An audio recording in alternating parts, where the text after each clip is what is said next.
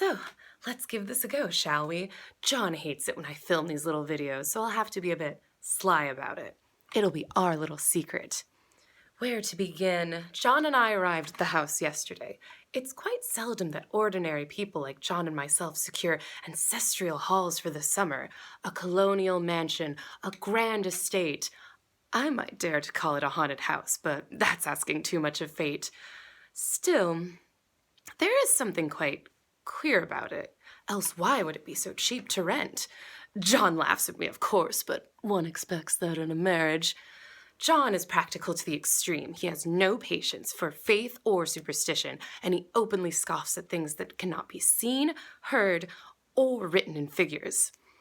John is a physician, and perhaps that is the reason I do not get well faster, for between you and me, he does not believe I am sick. And what can one do? Oh, he assures my friends and family, don't worry, it's nothing but a temporary nervous depression. She just has a slight hysterical tendency. And what can I do? I have a scheduled prescription for each hour every day. Let me show you. These are phosphates or phosphates? Anyway, I don't like our room one bit. I wanted a room downstairs that overlooked the lawn and had roses on the windows, but John would not hear of it. The greatest problem you've probably noticed is this dreadful wallpaper. Oh, I've never seen a worse paper in my life. This smoldering, unclean yellow, faded by the sunlight, and this sprawling, flamboyant design committing every artistic sin. Ugh! I shall grow to hate it if I have to live in this room much longer. Oh, wait. Oh, that's John. I have to put this away. He hates to see me film.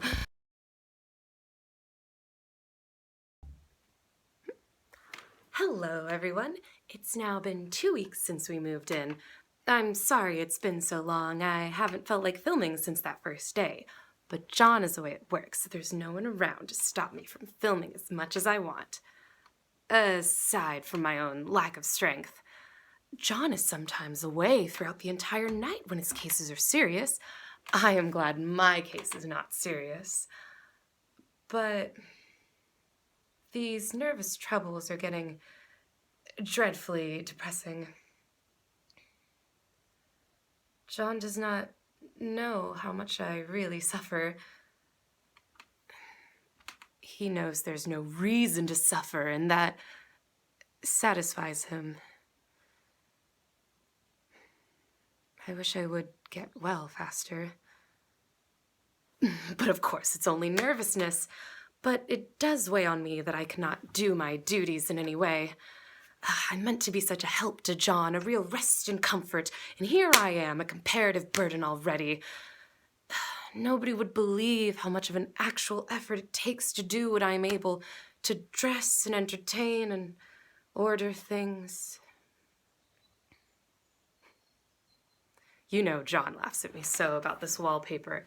At first he meant to repaper the room, but then afterwards he thought I was letting it get the better of me and that there was nothing worse for a nervous patient than to give way to such fancies. You know the place is doing you good, he said. And really, dear, there's no point in renovating a house for only a 3 months rental. But to be fair, I really am getting quite fond of this large room. All but this horrid wallpaper. There's a strange conspicuous spot where the pattern lulls like a broken neck and two bulbous eyes stare at you upside down. In certain lighting, when the sunlight hits it just right, I can see a strange, provoking, formless sort of figure skulking behind that front design. Oh no, it's John's sister. She's coming up the stairs. Oh, I must go. Well, the 4th of July is over. The people are gone and I am tired out. John thought it might do me good to have a little company, so we just had Mom and Nellie over for the week. It was nice, but it tired me all the same. I'm getting dreadfully fretful and querulous these days.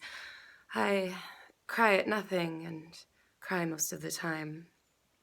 Of course, not when John is here or anybody else, but when I am alone.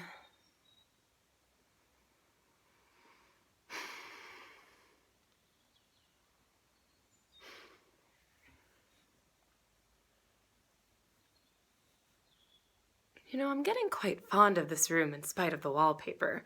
Perhaps because of the wallpaper. It dwells on my mind, so it's quite fun, actually. I often lay here and follow the pattern on the wallpaper with my eyes for hours. It's as good as gymnastics, I assure you. I know a little of the principle of design, and I know this thing was not arranged on any laws of alternation, symmetry, repetition, or anything else I've ever heard of. But sadly, it makes me tired to follow it. I shall take a nap, I guess.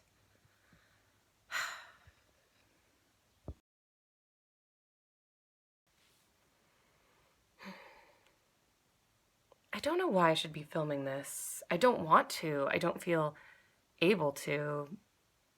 And I know John would find it absurd, but I must say how I feel, and I think it would be such a relief. But the effort is becoming greater than the relief. I'm so lazy these days. I lie around so much. Dear John, he loves me so dearly, and he hates to have me sick. You know, I tried to have a very earnest conversation with him the other day. I told him how I wish he would let me go and visit Cousin Henry and Julia, but he said I wouldn't be able to handle it, and to be fair, I didn't make the best case for myself, for I was crying before I could finish. It's become such an effort to think straight these days. But it's this nervous weakness, I suppose.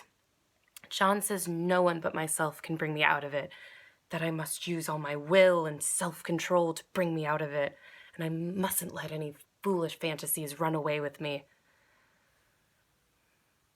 But you know, there is something in that paper that nobody understands but me, or ever will. Behind the pattern, there's these shapes that become brighter each day, but it's always the same shape. It looks like the shape of a woman stooping down and crawling behind the pattern. Oh, I can't stand it, not at all. I wish John would take me away from here.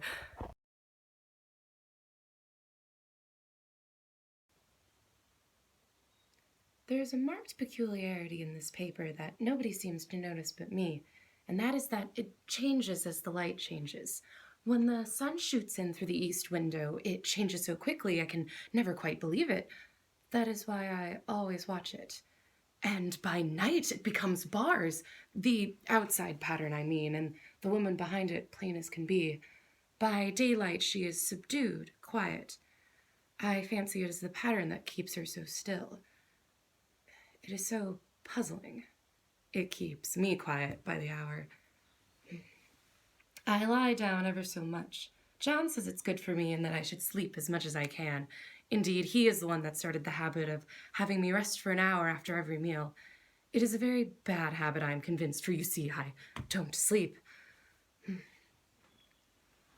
The fact is, I'm becoming a little afraid of John. Sometimes he acts so strange, and even his sister has an inexplicable look. It strikes me on occasion, a scientific hypothesis, that perhaps it is the paper. I have sometimes watched John when he did not know I was looking, and I've caught him several times staring at the paper. And Jenny, too. I once caught her with her hand on it. I know she is studying the pattern, and I am determined that nobody shall find it out but myself.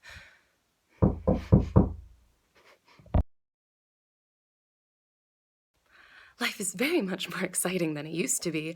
You see, I have more to expect, to look forward to watch. I really am eating better, and I'm more quiet than I used to be. John is so pleased to see me improve. He laughed a little the other day and said I seemed to be flourishing in spite of my wallpaper. I turned it down with a laugh, of course. I had no intention of telling him it was because of the wallpaper. He would make fun of me, of course. He might even want to take me away. and I don't want to leave before I've found it out. There's a week left, and I think it will be enough. Oh, I really am feeling so much better. I don't sleep much at night, for it is so interesting to watch developments, but I sleep a great deal during the day. I really have made a discovery at last. The front pattern does move, and no wonder the woman behind shakes it. In the bright spots, she keeps still, but in the very shady spots, she grabs the bars and shakes them hard. And she is always trying to climb through, but nobody could climb through that pattern, for it strangles so. I think that is why it has so many heads.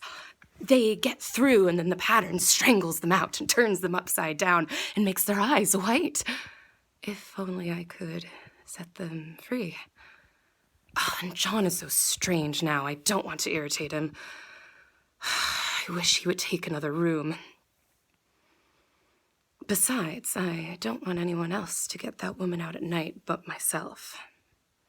I found another funny thing, but I shan't tell it this time. It does not serve me well to trust people too much. There are only 2 more days to get this paper off, and I believe John is beginning to notice. I don't like the look in his eyes, and I heard him asking Jenny a lot of professional questions about me, but she had a very good report to give. She said I sleep an awful lot during the daytime. John knows I don't sleep well at night, for I am so quiet.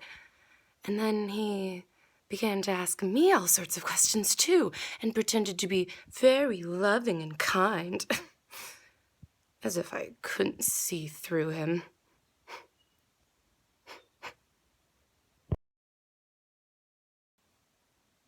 This is the last day, but it is enough. John is to be away in town for most of the day and won't come back until later. Jenny wanted to keep me company, the sly thing, but I told her I should rest and take a nap alone. But I am here, and nobody touches this wallpaper but myself. Not alive. I have locked the door and thrown the key down the front path. I don't want to go out, and I don't want anybody else to come in. Not till John comes. I want to astonish him. I've got a rope, so if the woman does get out and tries to escape, I can tie her. All these strangled heads and bulbous eyes shriek with derision. There are so many creeping women, and they creep so fast. I wonder if they came out of this wallpaper, as I did. I suppose I shall have to get back behind the pattern when night comes, and that is so hard. Outside, you have to creep on the ground, and everything is green instead of yellow. Ugh. But here I can creep smoothly on the floor, and my shoulder fits in this long smooch along the wall, so I cannot lose my way. Why is this locked? I can't get it open. Open the door, my darling. I can't open it. The key is down by the front door. I'm sorry I can't open it. I'm sorry I can't open it. Can you forgive me?